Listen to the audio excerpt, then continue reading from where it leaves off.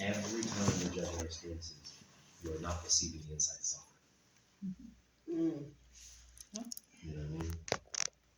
So can you be present enough to receive what is being offered? Because it is not random. It is super specific. Right? And if we stay open to it, we can glean what's being offered. And what is being offered is always the same things in whatever way it looks. Where am I to step into more of what it means to be me? Is there something to integrate and shift or something to compound? And where am I to contribute more of my gifts? Somewhere in that experience is that invitation. Always. What am I communing with? Right? What am I contributing? Right? What am I confronting? All three of those are happening in the truth of the moment, of the experience every time. Can you say those three one more time? Mm-hmm. Confronting, communing,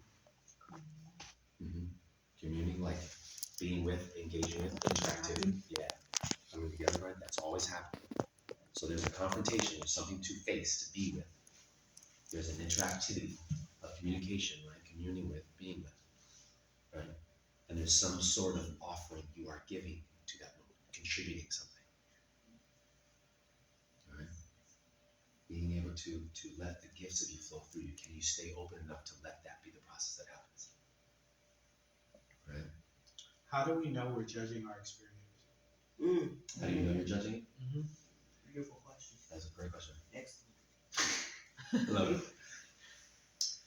You know you're judging the experience in a few ways, but the most specific, if we're going to give it like a specific lens, one is you're placing some sort of value over it immediately. This is good or bad, right or wrong, positive, negative, immediate judgment. Because experience is none of that. Right?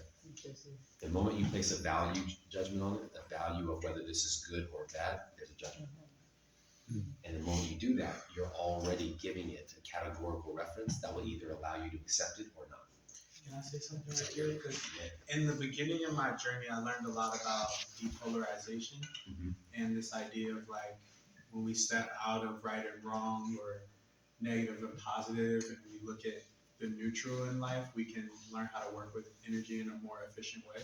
Yeah. And I think in the beginning of that, maybe I took that a little too far and just trying to tell everybody there's no right or wrong. Yeah. Right. And I think just learning that balance and that dynamic between like seeing the right and wrong that there is in the world, but not getting in the judgment of our own personal experiences. I don't know how to explain that. Yeah, I would say letting go of the concept of the contradiction altogether.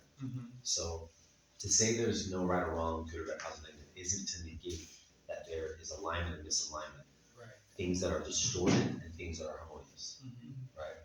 But the invitation is if we can see it that simple and still be adamant about it, right? Because there has to be a standard of integrity somehow that keeps us intact, that keeps us honest, that keeps us upheld to a greater standing and consideration, right? There has to be something, which there is. Instead of then saying this is a good or bad experience, all you'll be attuned to is what is this experience telling me about where I am in my standard, in my integrity, and what's necessary in this world, in this circumstance, right? So like if you see a world struggling with different facets of things, right? If you see human trafficking, if you see people bullying people, if you see people taking shit out on each other, if you see all these different facets, something's off, right? Now, if we sit there and complain about it and judge it, nothing's getting done. We're just adding energy to the field, right? This is why the world's shitty, blah, blah, blah, blah. The question becomes, if I'm witnessing this and this is showing up in my awareness, what is being asked of me to support the adjustment of that, to see a world step further into its greater capacity? What do I have to clean up? What do I have to confront? What do I have to speak forward to? Where can I hold a greater energy? Where can I become more of a guiding light to? Right? So it becomes this. When it comes to conversation of the bigger issues in the world, that it seems like we can't impact that. What do you say to that? Well, first I say bullshit. First and foremost. And then yes, we do. In fact, but I always remember that the world at large is a side effect, right? All a society is, all a global population is a relationship between people. Magnified. Right. So gather enough people and you can still change 100%. the world. And you gotta start somewhere, right?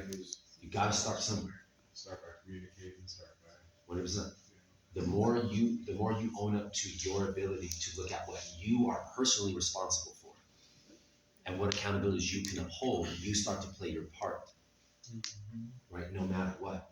But every time we acquiesce to the idea of like how I impact this stuff, you are now perpetuating the same shit. Yeah. You know what I mean? I think the key is to not forcing it, right? Like Yeah. a cancer cell is a cell in the body that thinks it's the only one that's right, tries to replicate itself. Right? So 100%. like finding what you can do, doing it with an alignment, Exactly. and then like whatever you don't, but you don't. Just like 100%. And sometimes it's slight, right? Sometimes it's that subtle fine line.